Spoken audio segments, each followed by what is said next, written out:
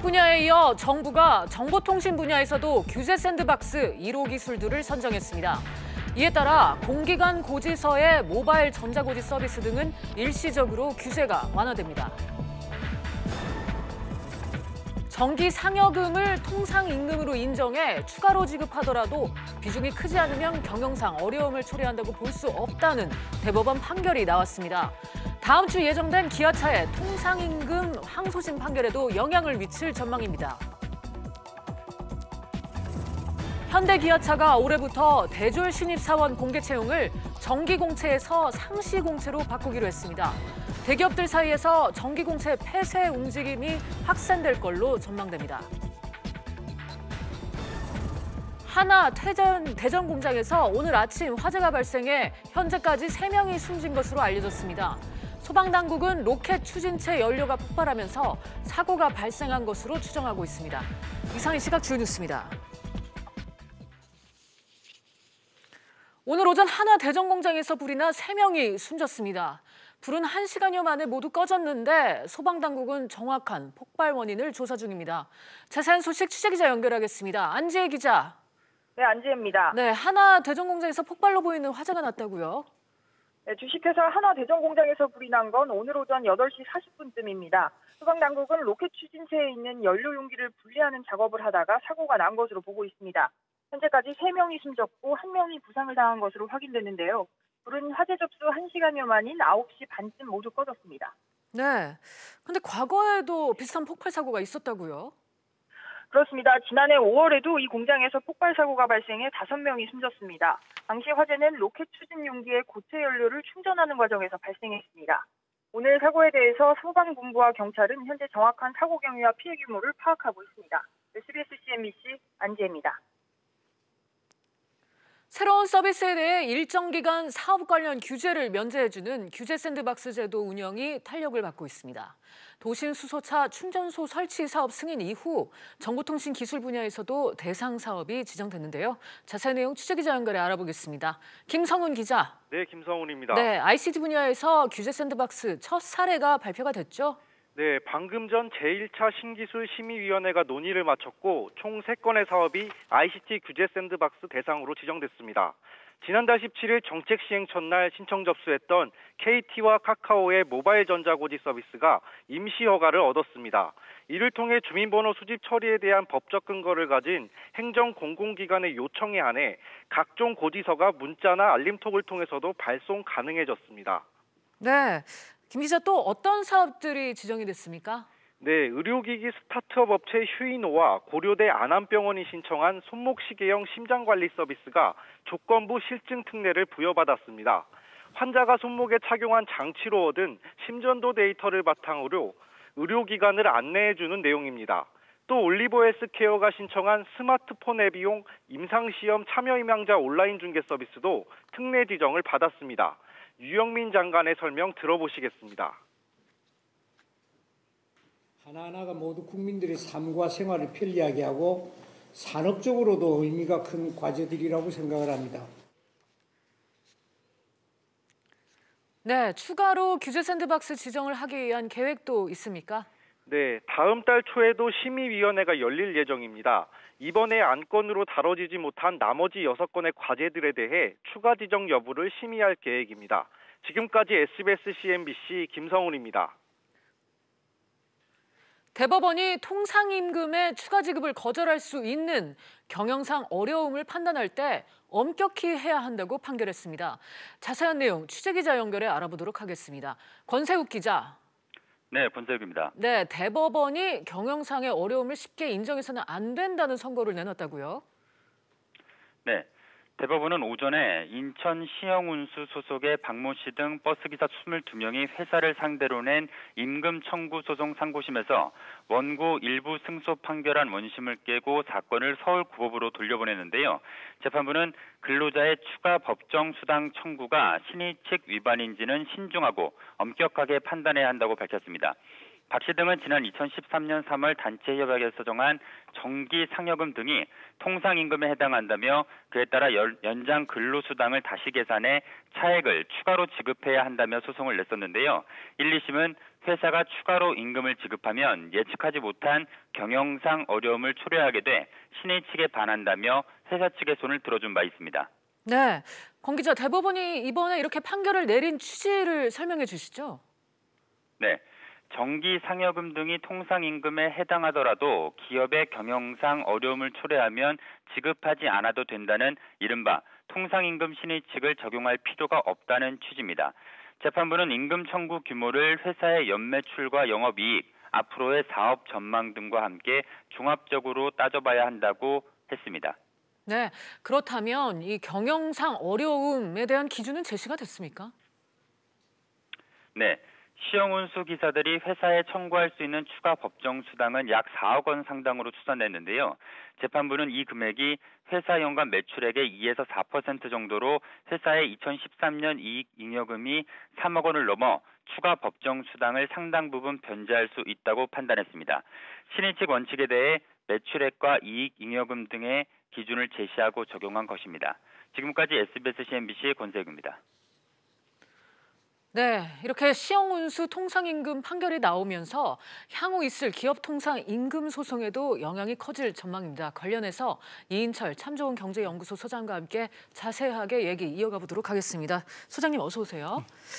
먼저 이 시형운수 통상임금 문제를 놓고 이제 오늘 대법 판결이 나오는데 이번 결과를 놓고 어떤 의미에서 바라봐야 할지 좀 쉽게 설명 좀 부탁드릴게요. 일단 대법원의 판단은 정기상여금이라는 건 통상임금에 포함된다라는 대명제는 2003년부터 줄곧 같은 논리를 대왔습니다. 그러면 이번 판결은 과연 신의 측의 원리에 따라서 과거의 소급분, 정기상여금을 통상임금으로 인정했을 경우 그 3년 동안에 소급했을 경우 경영상에 얼마나 타격을 줄 것인가. 이 부분 신의 측이 과연 그 가이드라인이 좀 애매했다는 겁니다.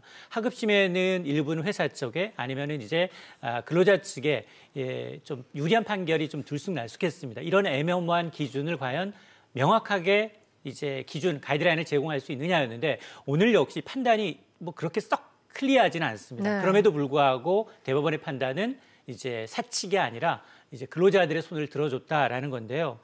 이게 거슬러 올라가면 2003년 3월이었습니다. 단체협약상 정한 정기상여금이 통상임금에 해당되는데 왜 빼서 연장근로수당과 같은 수당에서 덜 줬느냐, 법정수당을 다 포함해서 달라라고 22명의 이 버스기사가 차액을 이제 지급하라라고 소송을 냈고 네. 그러나 1심, 2심은 전부 다 사측의 손을 들어줬습니다. 예기치 못한 경영 상황으로 해서 회사가 어려워질 수 있다라는 이유였죠. 네. 신의 측의 원칙을 사측에 유리하게 이제 해석을 했는데 그러나 대법원은 달랐습니다. 대법원의 판단은 지금 추가 법정 수당을 이제 준다 하더라도 이 회사 매출액의 4%, 전체 인건비의 10% 남짓이다. 이건 회사에 커다란 영향을 미칠 사안이 아니다. 따라서 신의 측의 위반이라는 건 엄격하게 판단돼야 하며 그리고 경영상 그런 위험을 근로자한테 전가하는 것은 굉장히 나쁜 사례다라고 이제 판결하고 있기 때문에 앞으로 이제 후폭풍이 좀 만만치 않아 보입니다. 네, 소장님이 말씀하신 거를 좀 간단하게 정리를 해보면, 그러니까 우선 정기상여금이 통상임금에 들어간다는 거는 뭐 명제로 깔아놓은 것이고요. 그래서 이 신의 측이라는 거, 경영 상황이 어려울 때 이 정기상여금을 지불하지 않아도 된다. 그러니까 회사에 영향을 미친다면 지불하지 않아도 된다. 이 신의 측과 관련해서 지금 그동안 적용 여부에 재판부 해석이 달랐는데 이번에는 그래도 조금 명확한 기준이 나왔다고 볼 수 있을까요? 그러니까 사실은 그렇다면 이번 판결처럼 시형운수 판결처럼 매출액의 4%를 넘지 않으면 무조건 네. 이제 근로자들의 손을 들어주는 거고 그걸 초과하면 다시 사측의 손을 들어주냐 그건 아니라는 겁니다. 일단 대법원이 주는 시그널은 분명합니다. 이 신의 측의 원칙이 정말로 3, 4년 정도의 그 수당을 소급해서 줬을 경우 이걸 한꺼번에 근로자들한테 줬을 경우 네. 회사 경영상에 뭐 적자 전환한다거나 존립을 흔들 만큼의 큰 이제 위험이 아니라면 반드시라는 이 명제가 깔려 있는 것으로 보입니다. 그렇기 때문에 앞으로 나올 판결, 특히나 지난해 이제 2017년 8월이었죠. 17년 8월에 기아차의 통상임금 소송이 가장 좋은 예인데요. 네. 그 당시에도 예기치 않게 근로자들의 손을 들어줬습니다. 그러면서 3분기에 기아차는 그걸 이제 반영을 하면서 실적이 반영을 하면서 재무제표상 3분기는 적자 전환하게 됩니다. 이제 그런 사례를 봐서 네. 아 이건 좀 무리한 게 아니냐라는 이제 분위기가 있었는데 그러나 네. 법원에 주는 판결은 그렇다 하더라도 정말 치명타가 아닌 이상 이런 이 추가 법정 수당을 포함함으로 해서 사실 통상임금이라는 게 3가지 원칙이 있습니다. 굉장히 일률적이어야 하고요, 고정성이 있어야 되고요, 정기적으로 줘야 되는데 이게 이제 정기사경급이 포함됨으로 해서 사실은 1차적으로는 각종 수당이 증가하겠지만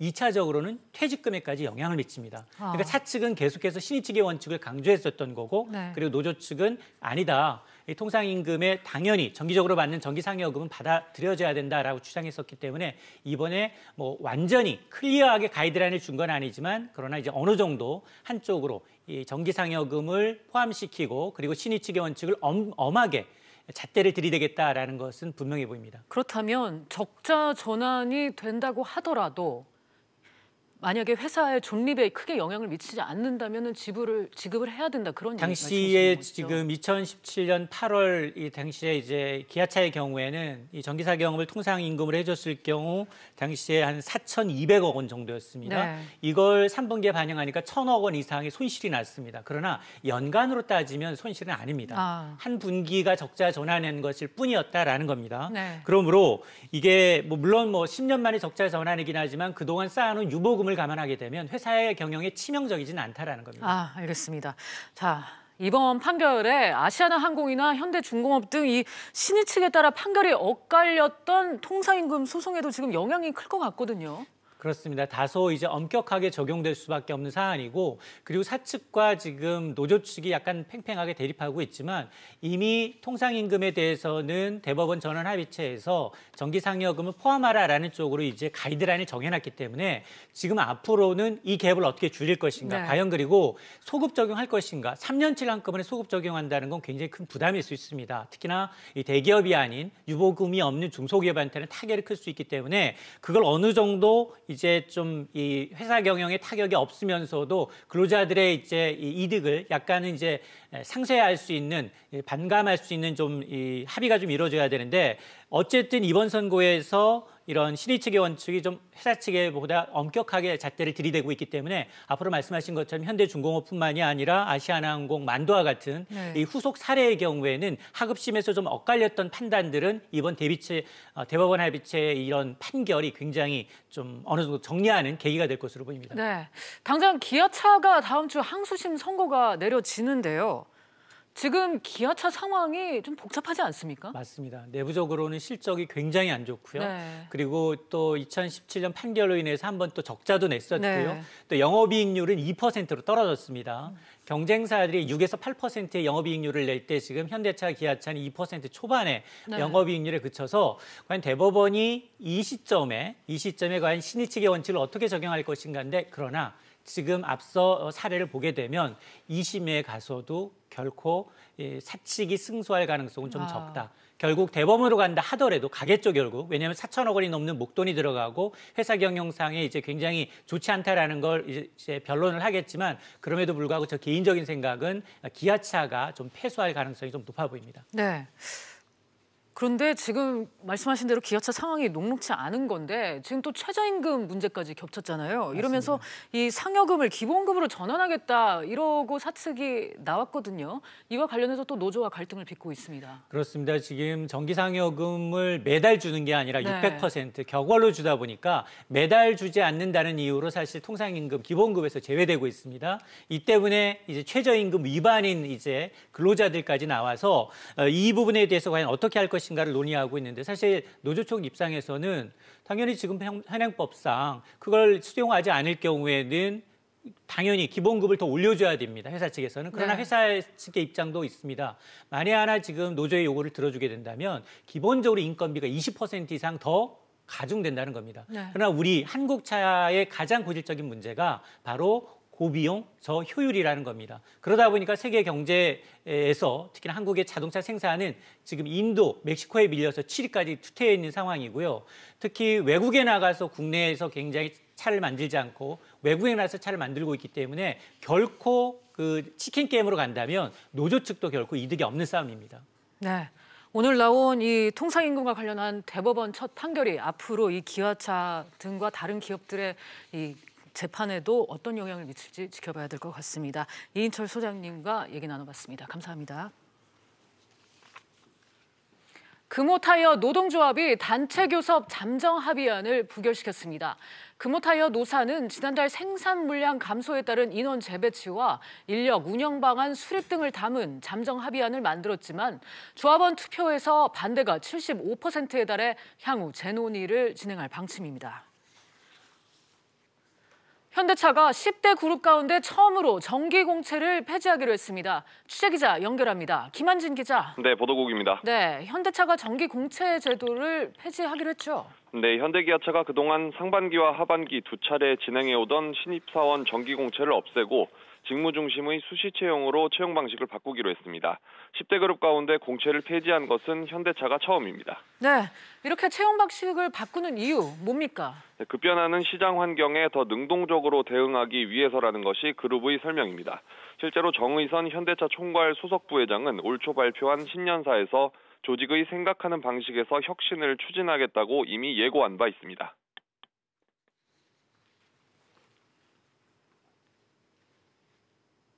네, 현대차 그룹이 이렇게 채용 방식을 바꾸면 다른 그룹들에게도 영향이 있지 않을까요?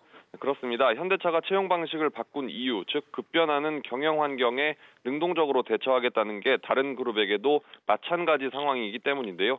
다만 고용이 부진한 최근 상황에서 이렇게 수시 채용으로 바뀌게 되면 신입사원 채용은 줄고 대신 바로 실전에 투입할 수 있는 경력사원 채용이 늘 것이라는 분석이 나오고 있습니다. 네. 현대차 소식 하나 더 짚어보죠. 현대차 그룹이 서울 삼성동에 이 신사옥인 글로벌 비즈니스 센터 건설에 속도가 붙을 전망이라고요. 네, 그렇습니다. 현대차 그룹이 서울시에 건축 허가를 신청했기 때문인데요. 세부적인 절차를 거쳐 본 착공은 이르면 오는 6월에서 7월 사이에 가능할 것으로 보입니다. 서울시가 인허가 처리 기간을 5개월 이내로 단축해서 최대한 빨리 착공할 수 있도록 하겠다는 입장을 보였기 때문인데요. 결국 한전이 보유하던 땅을 사들인 것이 지난 2014년이니까 거의 5년이 걸려서 사업이 성사되는 셈이 됐습니다. 지금까지 보도국에서 SBS CNBC 김한진입니다. 정부가 10년 동안 120조 원가량의 자금이 투입되는 대규모 반도체 집적단지 클러스터 조성을 추진하고 있습니다. 어디를 들어설지 이미 큰 틀의 결정은 이루어진 모습인데요. 취재기자 연결해 보겠습니다. 정윤영 기자. 네, 정윤영입니다. 네, 반도체 클러스터 유력 후보지 어디로 거론되고 있습니까? 네, 업계에 따르면 경기도 용인시가 유력하게 검토 중인 것으로 알려졌습니다. 인력 확보에 유리한 데다 근방에 SK하이닉스 이천 공장, 삼성전자 기흥 사업장이 있어 반도체 단지 조성에도 유리하기 때문입니다. 클러스터 조성을 두고 청주와 구미가 지역 균형 발전을 내세웠지만 결국 경제 논리가 우선됐다는 해석이 나오고 있습니다. 네, 반도체 클러스터 부지 선정에 대해서 정부 입장은 뭔가요? 네, 정부는 반도체 클러스터 입지에 대해서는 아직 확정된 바가 없다고 선을 그었습니다. 클러스터 유치에 각 지자체가 사활을 걸고 있는 만큼 정부도 조심스러운 상황인데요. 홍남기 경제부총리는 경제활력 대책회의에서 다음 달까지 클러스터 입지와 조성 계획을 확정하겠다고 말했습니다. 네, 정 기자, 한진그룹이 경영 쇄신안을 통해서 서울 종로구 송현동 용지를 연내 매각한다고 발표했죠. 네, 한진그룹은 주주행동주의 펀드 KCGI가 요구한 종로 송현동 용지 매각을 수용했습니다. 송현동 용지는 지난 2008년 한진그룹 계열사인 대한항공이 삼성생명에서 매입했는데요. 7성급 한옥호텔을 세우겠다는 게 이유였습니다. 한진그룹은 또 KCG가 요구한 제주 파라다이스 호텔도 개발 가치가 매각 가치보다 낮으면 매각할 것이라고 밝혔습니다. 네, 이런 가운데 한진중공업은 완전 자본 잠식 상태에 빠지면서 주식 거래가 정지됐죠? 네, 한진중공업은 2018년도 연결 재무제표 결과 자본 잠식이 발생했다고 공시했습니다. 곧바로 주식 거래도 정지됐는데요. 상황이 이렇게 된 건 자회사인 필리핀 수비크 조선소의 경영 악화 탓입니다. 한진중공업은 4월 1일까지 자본금 전액 잠식을 해소했다는 사실을 입증하는 자료를 제출해야 하는데 그렇지 못하면 상장 폐지 기준에 해당될 수 있습니다. 지금까지 보도국에서 전해드렸습니다. 문재인 대통령이 오늘 오전 자영업자와 소상공인들을 청와대로 초청해서 대화의 시간을 가졌습니다. 자영업자와의 별도 간담회는 이번이 처음인데요. 현장 목소리를 정책에 담겠다는 의지로 풀이됩니다. 자세한 내용 취재기자 연결하겠습니다. 박연신 기자. 네, 박연신입니다. 네, 오늘 간담회에서 나온 주요 내용 전해주시죠.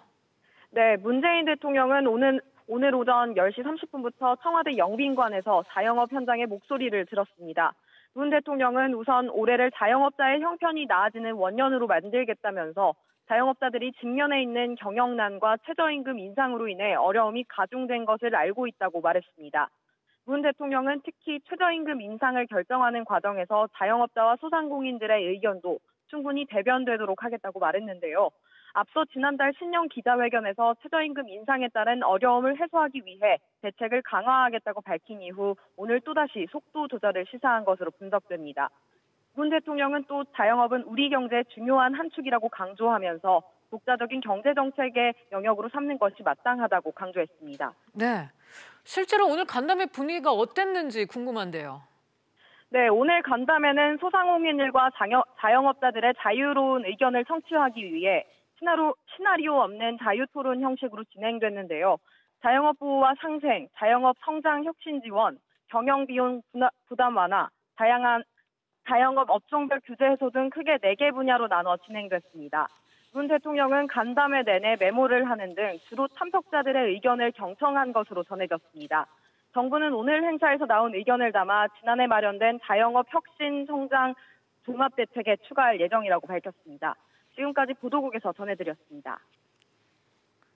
지난해 라돈 공포를 몰고 온 대진침대에 이어서 실리침대에서도 기준치 이상의 라돈이 검출됐습니다.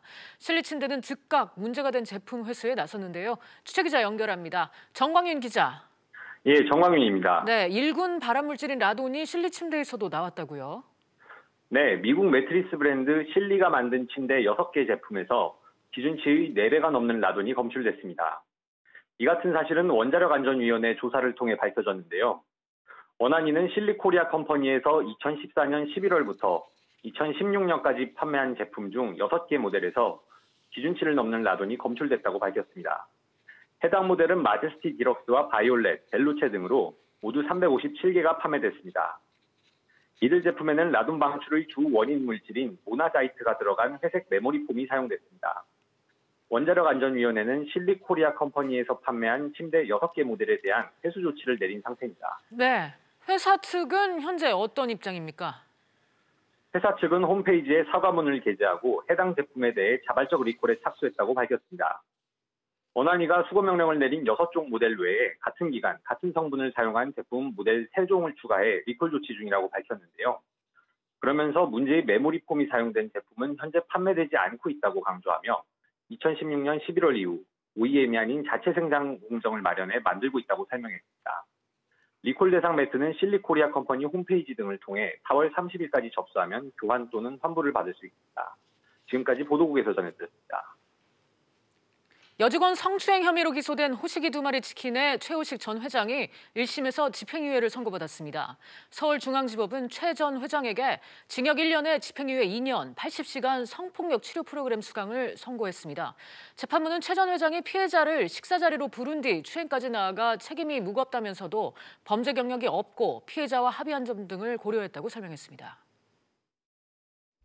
증시 상황입니다. 오늘 코스피 옵션 만기를 맞아 계속해서 하락 흐름 보여주고 있습니다. 현재 0.49% 내림세 2,190포인트에 거래가 되고 있고요. 코스닥도 0.2% 내림세 738포인트에 거래가 되고 있습니다. 오늘 주목해보실 종목들 차례대로 보겠습니다. 우선 현대차와 기아차입니다. 지금 신입사원 공개 채용을 없애고 상시 공개 채용으로 전환한다는 소식이 올라왔는데요. 현대차 현재 4% 내림세 11만 9,500원에 거래가 되고 있습니다. SK하이닉스 같은 경우에 소폭 오름세 보여주고 있습니다. 신규 반도체 클러스터 부지로 용인이 유력하다는 소식이 좀 주가에 영향을 미친 모습으로 보이고요. 마지막으로 두산건설입니다. 현재 18% 급락하고 있습니다. 대규모 유상증자 우려 속에 현재 급락세 보이면서 1,550원에 거래되고 있습니다. 지금까지 증시 상황이었습니다. 오늘 저희가 준비한 소식은 여기까지입니다. 시청해주신 여러분 고맙습니다.